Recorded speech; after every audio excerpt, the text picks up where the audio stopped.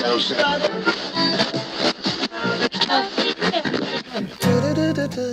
watching D2W Worship TV. Watching D2W Worship TV. Hey, what's up, y'all? It's Jonathan McReynolds here, and you're watching D2W Worship TV. Well, you know what? I've always grown up around worship. I'm kind of the consummate church boy, so I've always seen, church, and I've always seen how worship services go. I've seen my mother devote her voice and her time to God, even outside of church. So I think worship has always been around. I think what happened for me is at some point I had to change worship from being just a ceremonial musical thing to actually a lifestyle thing, to something that actually only expressed itself through music, didn't just start at music. And so that's kind of been my worship journey, and I think we always have more to learn as we get older.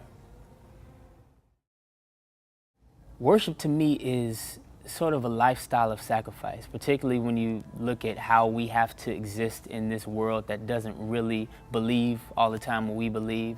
It doesn't prioritize what we prioritize. It really does feel like a sacrifice sometimes to go ahead and live for God, to represent Him everywhere you go, and actually devote your time, your energy, your talent to Him. That's what worship is. It's an all-consuming devotion and sacrifice of all that you have. Growing up, as I said, I was always the consummate church boy. I assumed that most people believed in God, most people were Christian. Even through high school, and I know there were a lot of other different types of folks that I met, I still thought the majority of everybody kind of believed that Jesus Christ was who He said He was. When I got into college, however, things kind of shifted. I got into a place where being Christian used to be a majority, now we are the minority.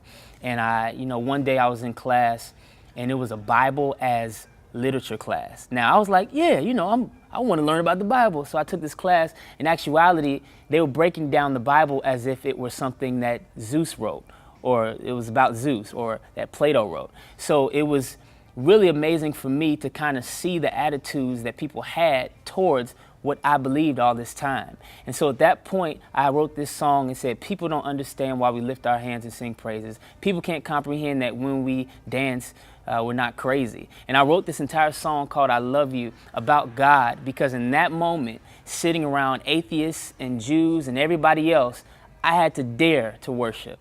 It was not going to be easy. It was not going to be congratulated or rewarded by them. I had to trust that my worship, my devotion, my giving, my sacrifice was going to be rewarded somewhere in heaven, somewhere by God, somewhere later, just probably not in this class. I had to dare to worship.